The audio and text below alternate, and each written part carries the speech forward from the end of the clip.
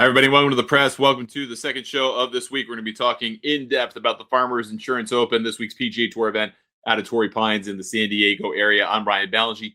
Thanks for being here with us. We're going to get into our model. We're going to talk about horses for courses, course fit, tournament format, scorecards, all kinds of good stuff. We'll get you some interesting bets after doing a lot of research in the modeling portion of the week, and then just kind of looking at history and how players really fared in the fall portion of the PGA Tour schedule. I think we've got some interesting names to talk about here this week. So let's get into it. All right. This is the Farmers Insurance Open. We're playing on the host course, the South Course, the Torrey Pines Golf Courses. North Course is involved. We'll talk about that as well. La Jolla, California, depending on who you're talking to. Opened in 1957. It's a William Bell design, which William Bell isn't the biggest architect there's ever been, but he's not a dud. This place is really a Reece Jones jam, though. It was redone for the 2008 U.S. Open and has more or less kept that character ever since. It's 7,765 yards as a scorecard length. It can actually play a little bit longer than that, but it's a par 72 golf course. This is a $9.6 million tournament with $1.728 million to the winner and 500 FedEx Cup points to the champion. It looks like about 59 or 60 official world golf ranking points to the champion, so technically a weaker field than last week at the American Express, but that's primarily because Scotty Scheffler is not playing. And the way the world ranking works, you get a lot more points when the world number one is in action. I have 147 players in the field this week. So we had 4 Monday qualifiers who came in. You had about 140 players come into the field. So it would have been 144. Brooks Koepka's 141. So now all of a sudden you have 145. So you had to add 2 more guys to the field to make it an even number divisible by 3. 144 works. So add 3, it's 147. So they have basically one extra group than they were intending. This tournament used to be 156 players because of the 2-course nature, but they changed the rules this year on player field size, field sizes for the PGA Tour events before daylight saving time kicks in. So this is a 144 player field. I'd say we have 29 of the world top 50 competing. This is a very good field this week. Let's take a look at the updated betting markets first before we get into models and other stuff. Xander Schauffele is the favorite at 14-1. Ludwig Aubert, who won the moved Genesis Invitational here last year, 18-1. Cam Young's 20-1. Siwoo Kim, Pat Cantlay, 25-1. I really don't like anyone in that range, to be honest with you. I mean, I like Cam Young this year a lot. I think he's going to have a big year, but I need to kind of see that follow through because there's a little bit of rust there. We got Jason Day and Chris Goddard up in that 30-1 range. I quite like both of those. I think both of them could play this golf course very well. Jason Day has. Chris Goddard maybe not so much, but he certainly has the game to do it. He's already won this year. Plenty of confidence now, 3-time PGA Tour winner. Ryan Gerard's 35-1. You're going to see Maverick McNealy really high in our modeling.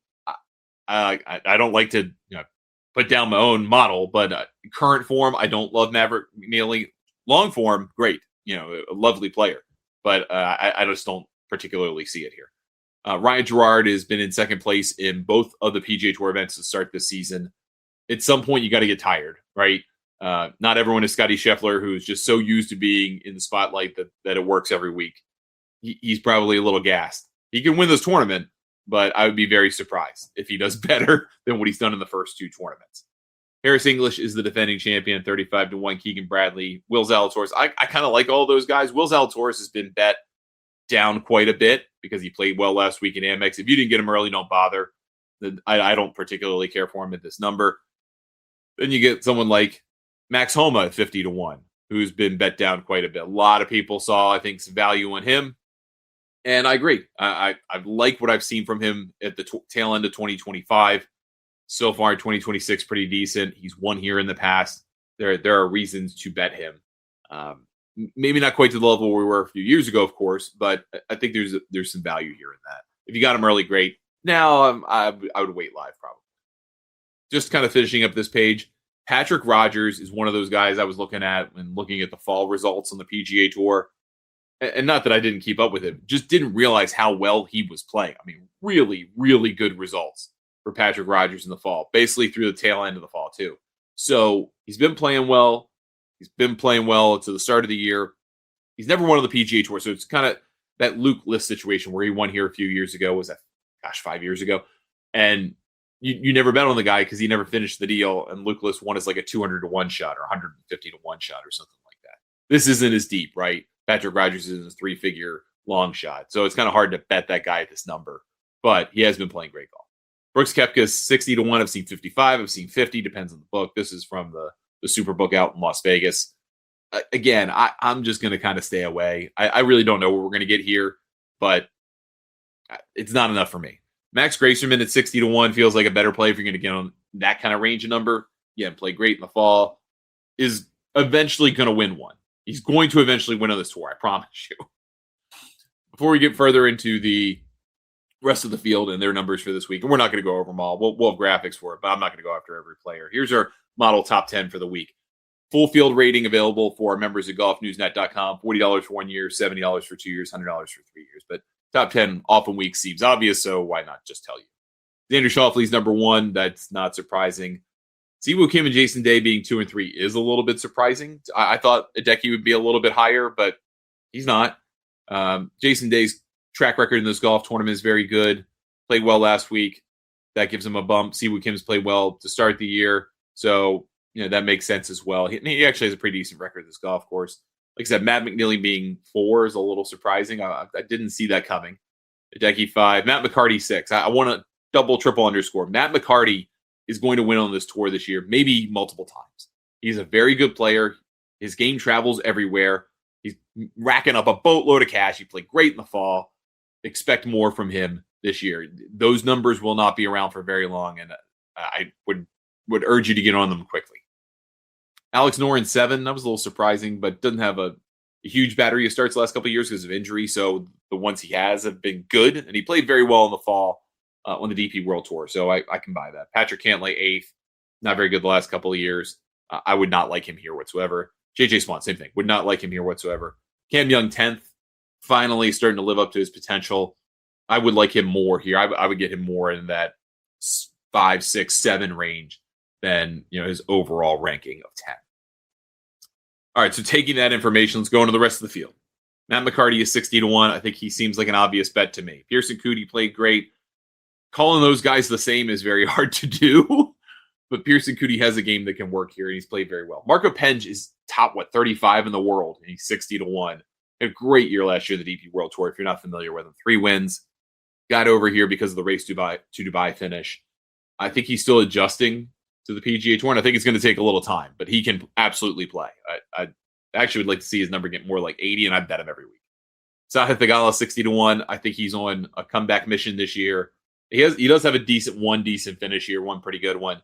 So I can live with that. Jurgen Peterson is 70 to 1. I kind of like. Again, these aren't huge conviction plays. I mean, I love Matt McCarty, but Theegala, Coody, Jurgen Peterson. I mean, I like Jurgen Peterson's game a lot.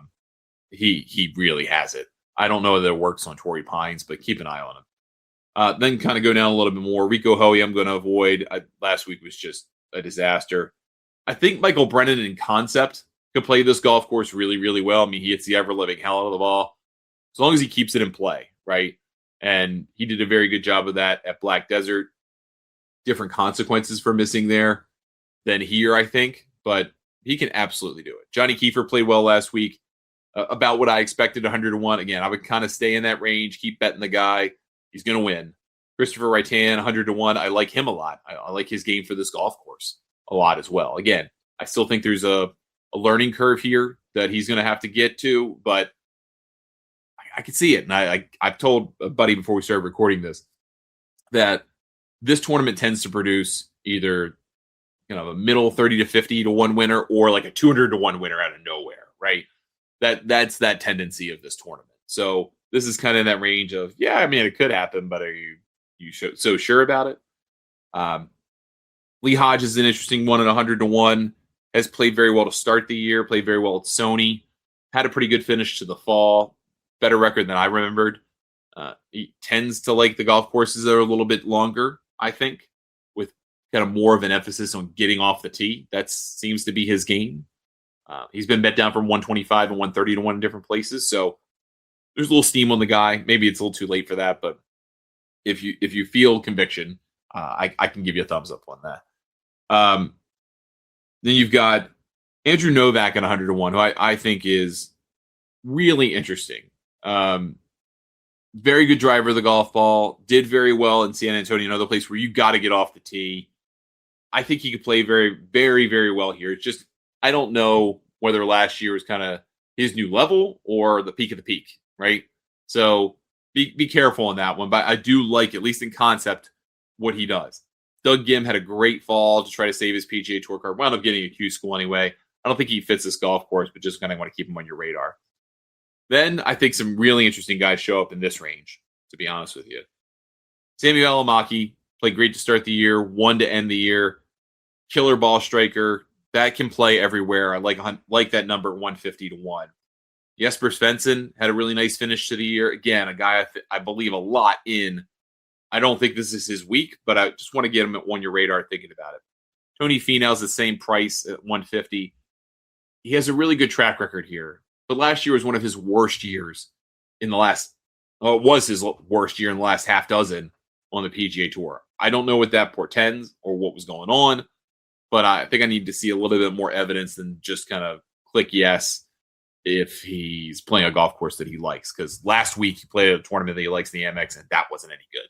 So some concern there. I'm interested in Steven Yeager here at 150 to 1. His PGA Tour win is at Memorial Park, kind of another brute type golf course meant to be tough. He drives the ball very far. He tends to keep it in play. Again, not his best year last year, but I think he's an interesting player at 150 to 1. You've got some guys who are just kind of hit the crap out of the ball guys like Chris Ventura, and David Ford played very well toward the end of the year. Again, I don't think he's ready to win, but on your radar. Luke Clanton, again, hits the hell out of the ball. Still hasn't figured it out as a pro yet, I think is a concern. Takumi Kanaya finished the year very well. I don't think this golf course fits in particularly well. Neither for Kita Nakajima, even though I really, really like his game. I want to think about him a little bit more in a few weeks. And then Sam Ryder had a pretty nice finish to the fall. He got into this unexpectedly. And he does have a pretty decent track record at this tournament. Again, no reason to bet him, just someone to keep an eye out for maybe a 10 or a 20. A bunch of these guys could be 10s and 20s, not necessarily outright picks, but a lot of those guys I mentioned in this particular slide, this particular section of the draw, I think are guys you could play 10s and 20s on. And maybe you could probably still get a little plus money on a made cut for a couple of these guys too. And then let's jump into the 200 to like 400 range. You're going to, again, we go deep in this tournament, 147. No one here really, really jumps out at me. Austin Smotherman played this tournament well a few years ago before he had to go back to the Korn Ferry Tour. He's a better player now. 250 to 1 is kind of interesting to me. I would play him on a 5 or a 10, maybe even a 20, and probably get decent money. You got Luke List out there who won this tournament again. That guy who out of nowhere wins. It's ball striking, 300 to 1. I'm not betting him, but I think he's interesting. Jackson Suber, Monday qualified, has a decent finish here, 250 to 1. I think is a guy to at least think about live, for a top 10 perhaps. Maybe even someone to throw out there for the split market first round leader, because you're going to have 2 markets this week for the North and the South, of course.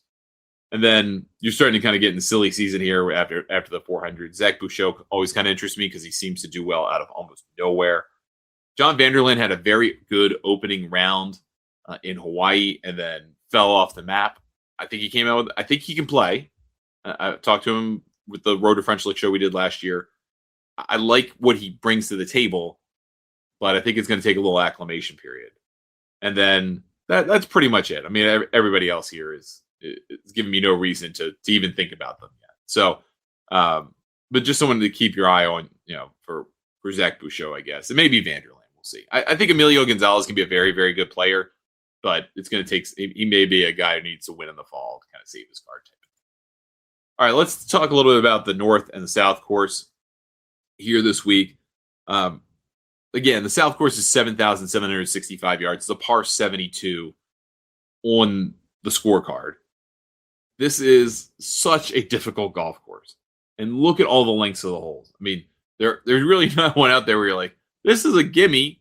I mean, there are easier holes than others on the South, but nothing so simple. I mean, the opener's 451. Yeah, number 2's 389, but that's kind of tight. That green on number 3 is deep, but often plays in a crosswind. 490, 454, 564, 462. A breath of fresh air, 177 for a par 3, and then 615 to end the 9. I mean, there's really nothing out there where you're like, these are just birdie holes. The par 5s, yes, you can birdie them, but you still have to be accurate off the tee and hit a good second shot. Most of these players are not getting home in 2. So this is a very difficult golf course on which to score. Contrast that with the North. Again, you're talking about 500 yards less, 72-58. You have more scoring opportunities. That doesn't mean that they're all scoring opportunities, though, because if you look at the way the distance is spread out on the golf course, it really emphasizes some par 4s, and the par 3s are nasty. I mean, all the par 3s are over 200 yards, 202, 203, 214, 241. You got par 4s at 491. You got a couple of short ones. I mean, at least you got a 339 par 4 on number 11, and 16 is 394. But those are like your gettable holes. After that, it is relatively easy because it's only 7,300 yards. But there's still plenty of bogey holes out there because of the par 3s being longer. Par 5s are reasonably gettable. So it's not crazy to think about shooting 68 or less on the North course. But I feel like if you put up 268s on the weekend on the South course, you're probably winning this tournament. It's that hard to score. So just keep that in mind. Now, shot link data is really only there for the South course, right? Historically speaking. So guys that have played on the South course well over the years. I'm taking the North course out of it for all the renovations and things over the years. There are a lot of guys who have multiple top 15 finishes in this tournament over the last 5 years. Most of them 2, a couple 3s. Like Keegan Bradley, Jason Day, Tony Finau, Lanto Griffin, which I thought was interesting. Max Homa was one here. Bo Hostler seems to play well on the West Coast. Sunjay, Deki Matsuyama, Taylor Pendrith, who has multiple good finishes here, but I just feel like he's kind of stepped down a little bit. Sam Ryder, as I mentioned, Xander Schauffele, Sam Stevens, who's got himself in the top 50 in the world last year, and Will Zalatoris, who is kind of the trendy pick for the week. But what about course fit? So we do this for our members at golfnewsnet.com. What I mean by course fit, and everyone has a little different view of this, but my view of course fit is when I look at the top 25 players in a tournament field, doesn't matter who they are, I just want to know how their strokes gained are distributed on average. How did you gain your strokes? Did you gain 35% on putting, 65% on tee to green? Once you get to that 65%, how much was off the tee, how much was on the approach, and how much was around the green? Typically speaking, you're looking at anywhere from 68-32 to a 64-36 split. Tee to green, that's where you get about 2/3 of your strokes gained. Putting is typically about a third, maybe a little bit more than a third. And then breaking it down, approach, off the tee, and around the green. Around the green is usually no more than 15%, 12 to 15% typically. This is a little bit higher, more like 14%. The rough's thick and kind of negates some of wedge play, right? If everyone's struggling, it's kind of hard to gain strokes. But then the approach play, that's the biggest portion of this. So we're looking for guys who gain, 18, 19% of their strokes off the tee because it's a tough driving course. And then you gain on the approach play. So these are the guys that kind of fit that model. And there are a lot of guys that we talked about already. Andrew Novak, Seamus Power, who had a pretty good fall. Steven Yeager, Cam Young, of course, Sahith Theegala, Jason Day, Eric Cole. So this kind of I use as more of a confirmation tool than anything. I'm not trying to start from here and then pick guys.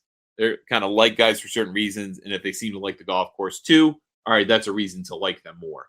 So that's why I like Jason Day a lot. Sahith Theegala, Steven Yeager is going to be on my card for that reason. Cam Young is kind of a confirmation. I kind of figured that. Andrew Novak, same thing, kind of knew that.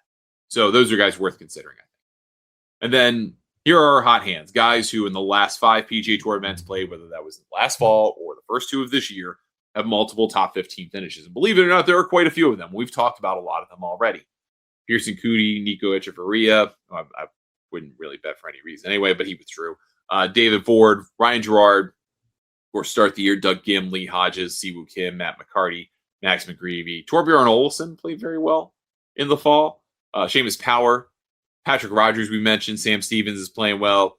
I feel like just because his name, I know this sounds really weird, but because his name is just so bland and easily forgettable, it's almost like Anne from Arrested Development, where you're like, man, with a name like that, she must be really funny to be attracted to her. Same thing with Sam Stevens. Like, why would you bet a guy named Sam Stevens? Because he plays really, really well. Jackson Super had a great finish to the fall. Again, in the field here, 251, I think makes an interesting top 10 or top 20 bet, not necessarily to win. Jesper Svensson, of course, Sami Välimäki won the RSM. Past champions of this tournament, just want to point that list out as well and kind of share some common threads. Harris English is the defending champion of this actual tournament. Ludwig would be the champion from the Genesis Invitational, very similar setup. Matthew Pavon, who won out of nowhere a few years ago. Max Homa. Luke List again out of nowhere. Patrick Reed in the COVID year. Weirdly kind of missed Patrick Reed on the PGA Tour these days. Mark Leishman as well, kind of won out of nowhere. But these guys, none of them except Ludwig are like mashers, right? They're just good ball strikers. And I think that tells you a lot. You don't have to be really, this is almost an equalizer golf course because it is so long and the rough is so punitive when you miss pretty bad. It kind of levels out the distance thing. So don't necessarily think because it's long, you have to be long to win. The winners have proven otherwise. So I wanted to point that out to you. Not saying they'll like any of these guys in particular for that reason, but quality ball striking is going to carry the day here at this tournament. And then some guys who are I don't think most everybody's in this field, but top 20 percentage players who in the last 50 events have been in the top 20, 40% or more of their starts. So these are guys I really like if you can find some value on the top 20 plays, particularly Garrick Higo, I think is kind of interesting. Everybody else, you're not going to get much value on a top 20. Maybe Denny McCarthy. Maybe you get a little plus money on him on a top 20. And he's played okay to start the year. But everybody else is pretty short odds. You're going to pay minus money to have them available. All right. So that's everything. That's everything I got. That's everything around the tournament. Take the information, do what you want with it. Again, when you're looking to make these wagers, especially if you're doing it at this stage of the process, after Monday, which really is kind of your opportunity to take your shots, these are a little bit more dialed in. These are a little bit more with conviction, right? These aren't, oh, it's a great price, I have to take it. These are, I like these guys for X, Y, and Z reasons, and I still see value with them. And you kind of have to check both those boxes. But shop around, find the right book, have multiple apps on your phone, or use multiple websites on your tablet or PC or whatever. Get the best price, and don't just pick a number because it's presented to you that way. There are a lot of books who will surprise you sometimes. They're going to see a lot of the same trendy picks, but maybe if one of those guys on the list, like Lee Hodges or an Andrew Novak type guy, stand out to you for some reason, you might be able to find them an even better number than we've had here, maybe a 150 somehow. So depends on the action they take and kind of the sharp money or the researched money that comes in on it. So please shop around, get your best prices. Again, the odds are if you're betting someone at 100 to 1 or greater, they're not going to win, but those 25 or 50 points mean a lot in the long haul to your bankroll. So please be careful with that. If you have any questions, email me, ryan@thegolfnewsnet.com. You get a hold of me there. I'm on Blue Sky at ryan.thegolfnewsnet.com. I'm on Instagram and Facebook at Ryan Ballinger Golf. Same thing with YouTube, of course. And then Golf Newsnet is on pretty much every major service at the handle Golf Newsnet. So you can follow either our news and information shared automatically over at Twitter, or you can get a hold of us on Instagram, Facebook, or of course YouTube, where we share a lot of video content. We'll be back with another show next week, just like this one. We have one more show coming your way that's audio only today. That'll just talk about the remainder of stuff for the week, which is the Bahrain Championship on the DP World Tour, the Panama Championship for a quick minute on the Corn Ferry Tour, and then most importantly, probably the most interesting field of the week to me, the Hilton Grand Vacations Tournament of Champions on the LPGA, their season opener. That's just an audio only show, so find us wherever you get your podcasts and you can catch that feed and get that show. Thank you so much for watching or listening. I appreciate it. We will talk to you next week here on The Press. Good luck with your bets this week.